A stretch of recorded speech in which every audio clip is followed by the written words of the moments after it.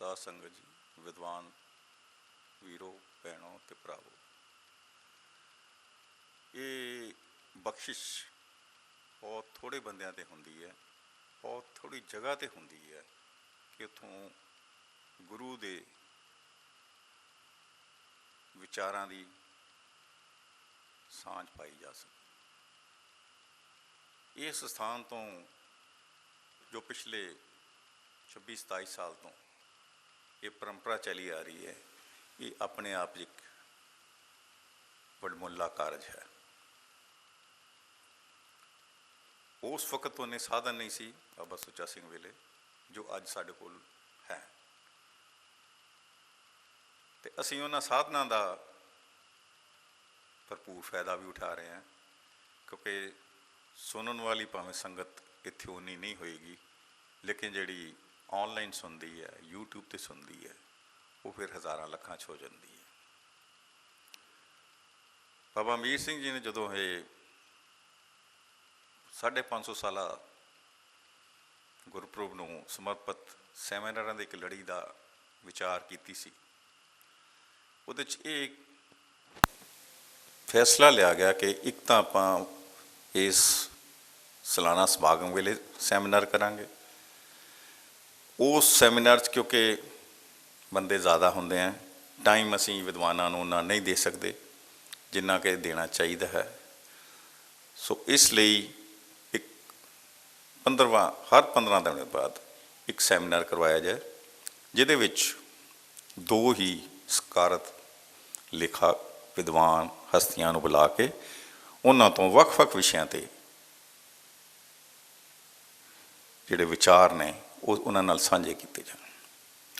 ਅੱਜ ਇਸ ਲੜੀ ਦਾ 5ਵਾਂ ਸੈਮੀਨਾਰ ਹੈ, ਜਿਹਦੇ ਵਿੱਚ ਡਾਕਟਰ ਸਰਬਜੀਤ ਕੌਰ ਸੰਧਾਵਾਲੀਆ ਜੀ ਅਤੇ ਡਾਕਟਰ ਸੁਮੇਲ ਸਿੰਘ, ਇਹਨਾਂ ਦਾ ਵਿਸ਼ਾ ਜਿਹੜਾ ਹੈ ਬਹੁਤ ਹੀ ਰੋਚਕ ਹੈ, ਬਲਿਹਾਰੀ ਕੁਦਰਤ ਵਸਿਆ, ਇਹ ਕੁਦਰਤ ਦੇ ਸਿਧਾਂਤ। ਅਤੇ ਦੂਸਰਾ ਜਿਹੜਾ ਹੈ ਡਾਕਟਰ ਸਾਹਿਬ ਦਾ ਹੈਗਾ ਗੁਰੂ ਨਾਨਕ ਦੇਵ ਜੀ ਦੇ ਸ਼ਬਦ ਵਿੱਚ ਸਿਰਜਣਾ ਜਿਹੜੀ ਹੈ, ਜ਼ਮੀਨ ਦੀ ਸਿਰਜਣਾ ਕੀ ਹੈ, ਉਹ ਵੀ ਇੱਕ ਕੁਦਰਤ ਨਾਲ ਜੁੜਿਆ ਹੈ। ਕੁਦਰਤ ਅਤੇ ਕੁਦਰਤ ਦੀ ਜਿਹੜੀ ਕ੍ਰੀਏਸ਼ਨ, ਕੁਦਰਤ ਭਾਵ ਰੱਬ ਪਰਮਾਤਮਾ, ਕੁਦਰਤ ਦੇ ਵਿੱਚ ਮੈਂ ਤੁਹਾਡੇ ਨਾਲ 2 ਮਿੰਟ ਸਾਂਝੇ ਕਰਾਂਗਾ। ਅਸੀਂ ਸ਼ਲੋਕ ਪੜ੍ਹਦੇ ਹਾਂ, ਪਵਨ ਗੁਰੂ ਪਾਣੀ ਪਿਤਾ। ਅਤੇ ਪਵਨ ਗੁਰੂ ਕਿਵੇਂ ਹੈ? ਕਿਉਂਕਿ ਪਵਨ ਹੀ ਸਾਡੀ ਸਾਰੇ ਸਰੀਰ ਨੂੰ ਚਲਾਉਣ ਵਾਲੀ ਪਰਮ ਪਿਤਾ ਪਰਮਾਤਮਾ ਦੀ ਸਾਕਾਰ ਸ਼ਕਤੀ ਹੈ। ਜਦੋਂ ਤੱਕ ਇਨਸਾਨ ਅਰਲੀ ਸਟੇਜਿਸ ਸੀ, ਉਹ ਇਹਨਾਂ ਦੇ ਬਿਲਕੁਲ ਕਲੋਜ਼ ਰਿਹਾ, ਬਹੁਤ ਕਲੋਜ਼। ਦਰਿਆਵਾਂ ਦੇ ਕੰਢੇ,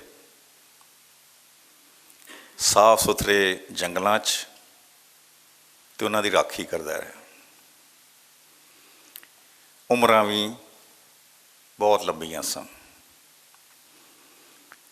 ਕਿਉਂਕਿ ਅਸੀਂ ਜਿਹੜਾ ਇੱਕ ਲੈਂਦੇ ਹਾਂ ਨਾ ਕਿ ਜਿੰਨੇ ਸਵਾਸ ਬਖਸ਼ੇ, ਉਹ ਸਵਾਸ ਹੀ ਹੁੰਦੇ ਨੇ।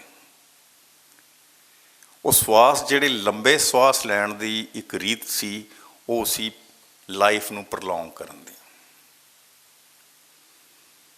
ਜਿਉਂ-ਜਿਉਂ ਇਨਸਾਨ ਤਰੱਕੀ ਕਰਦਾ ਗਿਆ, ਕੁਦਰਤ ਤੋਂ ਟੁੱਟਦਾ ਗਿਆ, ਅਤੇ ਕੁਦਰਤ ਤੋਂ ਟੁੱਟਦਾ ਪਵਨ ਤੋਂ ਵੀ ਟੁੱਟ ਗਿਆ ਅਤੇ ਪਾਣੀ ਤੋਂ ਵੀ ਟੁੱਟ ਗਿਆ। ਦਰਿਆ ਵੀ ਗੰਦੇ ਹੋ ਗਏ ਅਤੇ ਪਵਨ ਲਈ ਜਿਹੜੇ ਜੰਗਲ ਨੇ ਉਹ ਸਾਫ਼ ਹੋ ਗਏ। ਅਤੇ ਅੱਜ ਜਿੰਨੀਆਂ ਸਾਡੀਆਂ ਸਿਹਤ ਦੀਆਂ ਪ੍ਰੋਬਲਮਸ ਨੇ, ਇਹ 2 ਮੂਲ ਕਾਰਨਾਂ ਤੋਂ ਹੈ। ਅਤੇ ਜਿੰਨਾ ਚੱਕਰ ਉਹ ਪਵਨ ਹੈ ਜਿਹੜੀ, ਉਸ ਨੂੰ ਪਰਮਾਤਮਾ ਦਾ ਦਰਜਾ ਦਿੱਤਾ ਗਿਆ। ਇਹ ਸਾਰੇ ਜੇ ਗ੍ਰੀਕ ਫਿਲਾਸਫਰ ਹੈ, ਚਾਹੇ ਬ੍ਰਿਟਿਸ਼ ਫਿਲਾਸਫਰ ਹੈ ਜਾਂ ਯੂਰਪੀਅਨ ਫਿਲਾਸਫਰ ਹੈ, ਉਹ ਇਸ ਨੂੰ, ਜਾਂ ਇੰਡੀਅਨ ਫਿਲਾਸਫਰਸ ਵੀ ਇਸ ਨੂੰ ਸਰਵੋਤਮ ਕਹਿੰਦੇ ਨੇ। ਇਸ ਦੀ ਭਾਲ ਹੀ ਸਿਹਤ ਦੀ ਭਾਲ ਹੈ। ਅਤੇ ਲੋਕਾਂ ਨੇ ਸਾਹ ਵੀ ਜਿਹੜੇ ਨੇ ਆਹਿਸਤਾ ਆਹਿਸਤਾ ਲੈਣਾ, ਛੋਟੇ ਛੋਟੇ ਸਾਹ ਲੈਣੇ ਸ਼ੁਰੂ ਕੀਤੇ, ਉਮਰ ਵੀ ਛੋਟੀ ਹੋ ਗਈ। ਇਹ ਵਿਸ਼ਾ ਬਹੁਤ ਹੀ ਭਾਵੁਕ ਹੈ, ਜਿਸ ਤੋਂ ਅਸੀਂ ਅਵੇਸਲੇ ਹਾਂ। ਅੱਜ ਲੜਾਈ ਜਿਹੜੀ ਹੈ ਉਹ ਧਾਰਮਿਕ ਗ੍ਰੰਥਾਂ ਦੀ ਨਹੀਂ ਹੈ। ਪਿਛਲੀ ਡਾਕਟਰ ਸਰਬਜਿੰਦਰ ਸਿੰਘ ਨੇ ਕਿਹਾ ਨਾ ਸੀ ਕਿ ਮੇਰੇ ਘਰ 'ਚ ਲਾਇਬ੍ਰੇਰੀ 'ਚ ਤਾਂ ਸਾਰੇ ਧਰਮਾਂ ਦੇ ਗ੍ਰੰਥ, ਮੈਂ ਤਾਂ ਉਹਨਾਂ ਨੂੰ ਲੜਦੇ ਦੇਖਿਆ ਨਹੀਂ।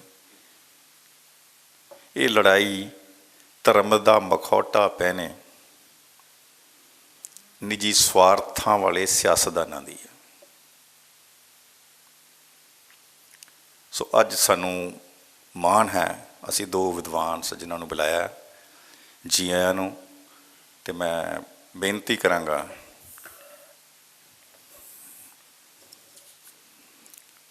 ਡਾਕਟਰ ਸਰਬਜੀਤ ਕੌਰ ਜੀ ਨੂੰ ਕਿ ਉਹ ਆਪਣਾ ਭਾਸ਼ਣ 35-40 ਮਿੰਟ 'ਚ ਸਾਡੇ ਨਾਲ ਵਿਚਾਰ ਸਾਂਝੇ ਕਰਨ। ਗਿਆਨ ਐਸੀ ਚੀਜ਼ ਹੈ, ਜਿੰਨਾ ਵੰਡੋ ਓਨਾ ਹੀ ਵੱਧਦਾ, ਅਤੇ ਜਿੰਨਾ ਬਚਾਓ ਓਨਾ ਹੀ ਤੁਹਾਡਾ ਜਿਹੜਾ ਜੀਵਨ ਹੈ ਉਹ ਸਫਲਾ ਹੋ ਜਾਂਦਾ ਹੈ।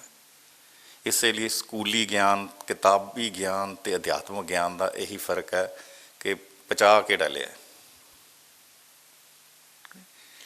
ਇੱਕ ਮੈਂ ਇਹ ਬੀਜ ਤੋਂ ਮਾਫੀ ਮੰਗਦਾ, ਇੱਕ ਰੂਮੀ ਹੋਇਆ ਸੂਫੀ ਪੋਇਟ, ਉਹਨੇ ਇੱਕ ਜ਼ਿਕਰ ਕੀਤਾ ਕਿ ਜਿਹੜੀ ਪਛਾਣ ਦੀ ਗੱਲ ਕੀਤੀ, ਮੈਨੂੰ ਐਵੇਂ ਯਾਦ ਆ ਗਈ ਉਹ ਸਾਖੀ।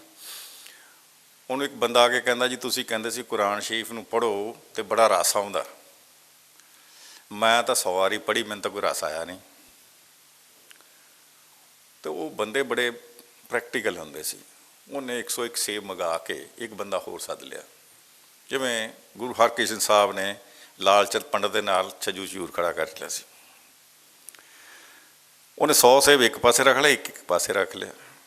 ਜਿਹਨੂੰ 100 ਵਾਰੀ ਕੁਰਾਨ ਸ਼ਰੀਫ ਪੜ੍ਹ ਕੇ ਕੋਈ ਰਸ ਨਹੀਂ ਆਇਆ ਸੀ, ਉਹਨੂੰ ਕਿਹਾ ਵੀ ਇਹ 100 ਸੇਬ ਤੂੰ ਖਾਏਂਗਾ। ਪਰ ਇਹਨੂੰ ਖਾਣ ਦੀ ਵਿਧੀ ਜਿਹੜੀ ਇਹ ਹੈ ਕਿ ਵੀ ਇਹਨੂੰ ਚੱਕ ਮਾਰ ਕੇ ਥੁੱਕ ਦੇ।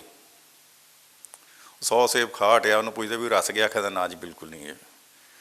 ਦੂਜੇ ਨੂੰ ਸੱਦਿਆ, ਕਹਿੰਦਾ ਵੀ ਆਹ ਇੱਕ ਸੇਬ ਹੈ, ਇਹ ਤੂੰ ਚਬਾ ਕੇ ਖਾਣਾ ਹੈ, ਆਰਾਮ ਨਾਲ ਸਹਿਜੇ ਖਾਈ। ਤਾਂ ਉਹਨੂੰ ਪੁੱਛਿਆ ਵੀ ਰਸ ਗਿਆ? ਕਹਿੰਦਾ ਜੀ ਬਹੁਤ ਗਿਆ।